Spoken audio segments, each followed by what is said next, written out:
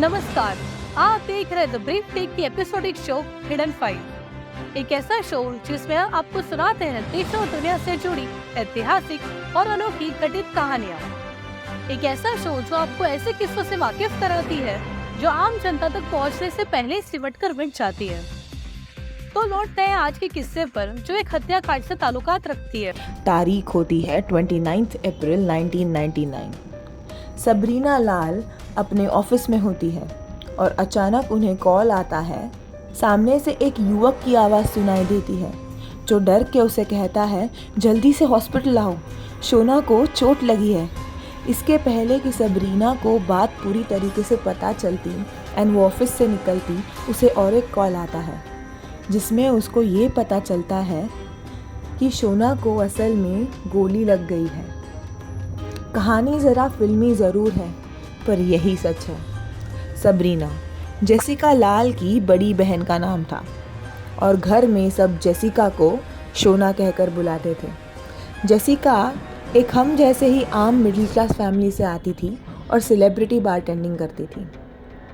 आइए ये जानते हैं कि दरअसल उस रात हुआ क्या था। 29 अप्रैल की सुबह शोना ने सबरीना को ऑफिस छोड़ते वक्त कहा था कि शाम को टैमरिड कोर्ट आना, मज़े करेंगे। लेकिन वो शाम उसके लिए इतनी भयानक हो जाएगी किसे पता था। मेहरूली की कुतुब कॉलोनेड हवेली के अंदर एक रेस्टोरेंट हुआ करता था जिसका नाम था टैमरिड कोर्ट, जिसकी ओनर थी मिस बीना रमानी। बीना रमानी इस रेस्टोरेंट में दिल्ली की हाई सोसाइटी के लोगों के लिए पार्टी ऑर्गेनाइज किया करती थी। वो और उनके पति जॉर्ज मेलहॉट साथ मिलकर इस रेस्टोरेंट को चलाते थे। 29 अप्रैल 1999 की रात थी। बीना के पति जॉर्ज कनाडा जा रहे थे और इसी के चलते रेस्टोरेंट में फेयरवेल पार्टी रखी गई थी। इस पार्टी में काफ़ी हाई क्लास लोगों को इनवाइट किया गया था, जिस वजह से केटरिंग की भी खास व्यवस्थाएं की गई थी। और इस पार्टी में मालिनी नामक शख्सियत ने अपने दोस्त जेसिका लाल को इस पार्टी में बारटेंडिंग के लिए बुलाया था, जिसके लिए जेसिका भी बड़ी खुशी से राज़ी हो गई थी। जेसिका अपने साथ अपने दोस्त शान मुंशी के साथ बारटेंडिंग का काम कर ही रही थी कि तकरीबन 12 बजे रात को रेस्टोरेंट में एक शख्स दाखिल होता है अपने 3 दोस्तों के साथ। इस शख्स का नाम था सिद्धार्थ वशिष्ठ उर्फ मन्नू शर्मा। मन्नू शर्मा चंडीगढ़ के जाने माने कांग्रेसी नेता Vinod Sharma, wealthy influential Congress nominated member of parliament from Haryana के बेटे थे। उनके साथ अन्य नेताओं के भी बेटे थे, जिनमें से एक था विकास जाधव। 29 अप्रैल को मन्नू शर्मा अपने 3 दोस्तों के साथ टैमरिड कोर्ट पहुंचता है। बार पर पहुंचते हैं और शराब की मांग करने लगते हैं। जेसिका ने ये कहकर मना कर दिया कि शराब ख़त्म हो गई है सर। ये सुन के मन्नू शर्मा ने अपने जेब से 1000 रुपये निकाले और जेसिका को पैसे देते हुए फिर शराब की मांग की। जेसिका ने इस बार भी शराब देने से साफ मना कर दिया। दोस्तों के सामने अपनी बेइज्जती होते हुए देख मन्नू शर्मा ने अपने जेब से रिवॉल्वर निकाली और सीलिंग की ओर तान कर हवा में गोली चला दी। इस हरकत के बाद भी जेसिका अपने निर्णय पर ठाम थी कि शराब नहीं दे सकती सर, और उसने फिर एक बार इनकार कर दिया। एक बार फिर इनकार करने पर मन्नू शर्मा ने बंदूक जेसिका की ओर तानी और जेसिका लाल पर गोली चला दी। इस तरह एक महिला बारटेंडर ने शराब देने पर मना करने के वजह से उस पर गोली चलाकर उसकी हत्या कर दी गई। नशे में डूबे लोगों को कुछ देर तक समझ ही नहीं आया कि वहाँ हुआ क्या था। हादसे को अंजाम देने के बाद मन्नू शर्मा अपने दोस्तों के साथ वहाँ से भाग निकला। आरोपियों को भागते देख लोग बस खड़े देखते ही रह गए। ना किसी ने रोका, ना किसी ने उनसे पूछा। जेसिका को रेस्टोरेंट से हॉस्पिटल ले जाया गया, लेकिन हॉस्पिटल पहुंचने से पहले ही उसकी मौत हो गई। इस पर जेसिका की बहन सबरीना का यह कहना था कि उसे ये खबर सुनते ही उसके पैरों के नीचे की ज़मीन खिसक गई, क्योंकि ऐसी बातें तो हम सिर्फ फिल्मों में देखते और सुनते हैं। सबरीना ने ये भी कहा कि इससे पहले कि मैं कुछ कर पाती, मेरे एक दोस्त ने कैब की और हम असलोक हॉस्पिटल की तरफ निकल पड़े। हॉस्पिटल पहुंचते ही मुझे वहाँ की गंभीर स्थिति का आभास होने लगा था। जर्नलिस्ट, दिल्ली के टॉप सोशलिस्ट और अन्य लोग भी वहाँ मौजूद थे। वहाँ पहुंचकर ही सबसे पहले मैंने डॉक्टर से जेसिका का हालचाल पूछा। माँ पापा बहुत परेशान थे, पर मैंने उनको यही बोला कि कोई बात नहीं, जेसिका तुरंत ठीक हो जाएगी। और देखो, अभी थोड़ी देर में अपनी चटर पटर बातों से हमारा मन बहलाएगी। फिर कुछ देर बाद डॉक्टर ने हमें बोला कि जेसिका को बड़े हॉस्पिटल में लेके जाने की ज़रूरत है, और हमने वही किया।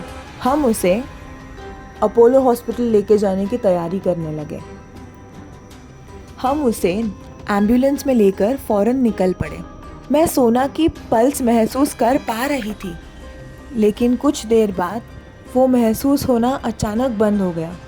मुझे ये बात शान से पता चली कि जेसिका मन्नू शर्मा को शराब देने से इनकार कर चुकी थी, क्योंकि समय 12:30 से ज़्यादा हो चुका था, और इसीलिए मन्नू शर्मा ने उसे 1000 रुपये घूस देने की कोशिश की, लेकिन सोना फिर भी नहीं मानी, और इसीलिए मन्नू शर्मा ने बंदूक से एक शॉट हवा में चलाया और दूसरा सीधा सोना के सर पर।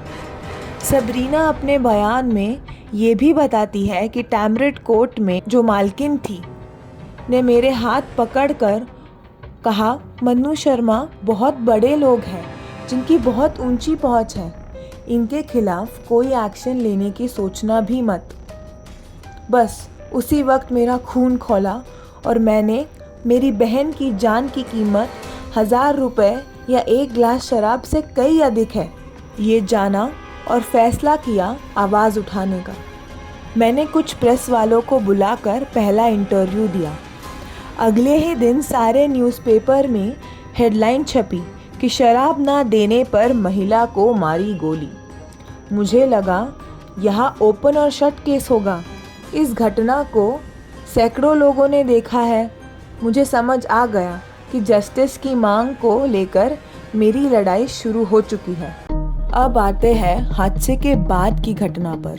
गोली चलाने के बाद मन्नू शर्मा पार्टी से निकला और पिस्तौल कहीं दूर इलाके में जाकर ज़मीन में गाड़ दी।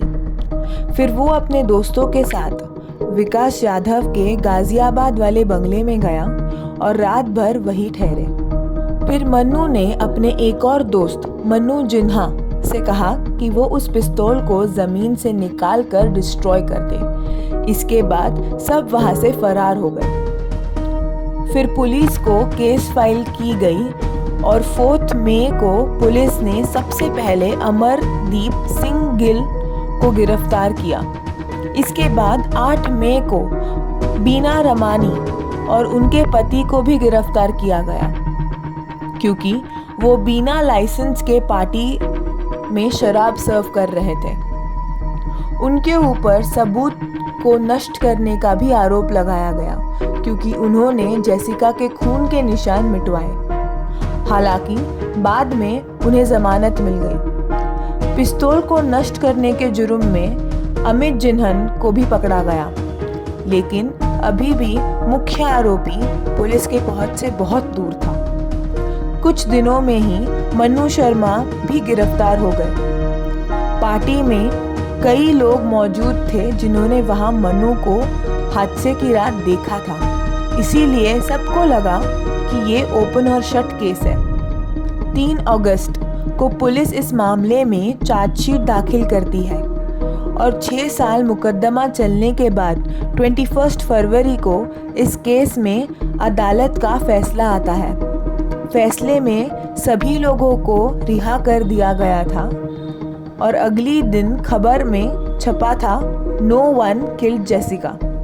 ओपन और शट केस होने के बावजूद भी कोर्ट ने आरोपियों को क्यों छोड़ दिया, ये जानना ज़रूरी है। इसका कारण है पुलिस सत्ता और पैसों का आपस में मिल जाना। इस गंभीर केस में पर्दे के पीछे अलग ही खेल चालू था। मन्नू शर्मा की गिरफ्तारी के बाद उसके पिता विनोद शर्मा जेसिका की बहन सबरीना के घर पहुंचकर उसे एक गुलदस्ता देते हुए संतावना जाहिर कर रहे थे। पार्टी में लगभग 300 लोग यानी 300 लोग मौजूद थे। इनमें से कई ने शुरुआती बयान में मन्नू शर्मा का नाम लिया था, लेकिन मामला कोर्ट पहुंचते ही एक के बाद एक सारे गवाह मुखरते चले गए और गायब होते चले गए। 3 मई 2001 यानी 3 मई 2001 को सबसे महत्वपूर्ण गवाही दी गई, जो की थी शान मुंशी द्वारा। मुंशी ने अपने लिखित बयान में साफ साफ लिखा था कि मन्नू शर्मा ने जेसिका को गोली मारी, लेकिन कोर्ट में पहुंचते ही उसने कहानी ही बदल दी। मुंशी ने कोर्ट में कहा, पार्टी की रात 2 लोगों ने बंदूक चलाई। पहली मन्नू शर्मा ने, जो कि हवा में चलाई गई थी, और दूसरे शख्स ने जेसिका पर, जिस गोली से जेसिका की मौत हुई।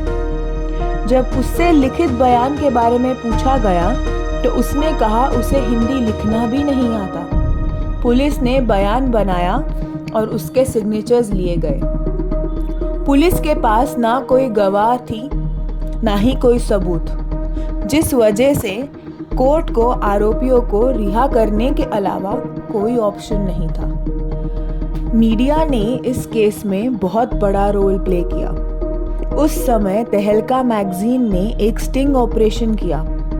इस स्टिंग ऑपरेशन में एक पत्रकार फिल्म इंडस्ट्री से जुड़ा आदमी बनकर पहुंच गया और शान मुंशी से फिल्म के एक रोल के बारे में बात करने लगा।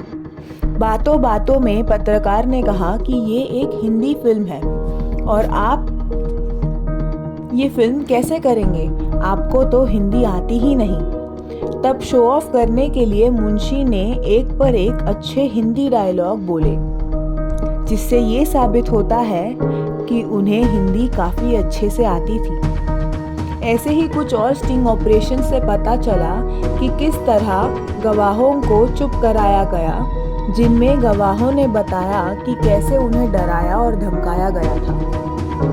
पब्लिक प्रेशर की वजह से इस केस को फिर तहकीकात के लिए शुरुआत की गई और हाई कोर्ट ने 25 दिनों तक 25 डेज तक केस की सुनवाई की। इसके बाद लोअर कोर्ट के फैसले को बदलते हुए मन्नू शर्मा को आजीवन कारावास और उसके दोस्त विकास जाधव को 4 साल का कारावास की सजा सुनाई गई। पूरी तहकीकात से पता चला कि फॉरेंसिक लैब से भी गलत रिपोर्ट बनवाए गए थे और कोर्ट में भी ये साबित हुआ कि शान मुंशी ने कोर्ट में झूठ बोला था। 2010 यानी 2010 में सुप्रीम कोर्ट ने मनोज शर्मा की आजीवन कारावास की सजा बरकरार रखी।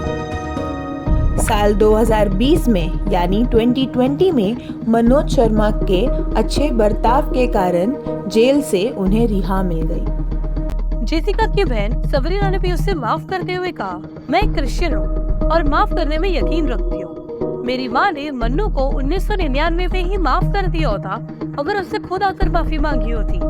अब तो मैंने माँ बाप दोनों को ही खो दिया है। वो कहते हैं ना, हमारी जिंदगी में एक वक्त वो भी आता है जब हमें कुछ चीजों को पीछे छोड़ देना होता है। मैं विक्टिम वेलफेयर बोर्ड की ओर से मिलने वाले पैसे भी नहीं लेना चाहती, इन्हें किसी जरूरतमंद को दे देना चाहिए।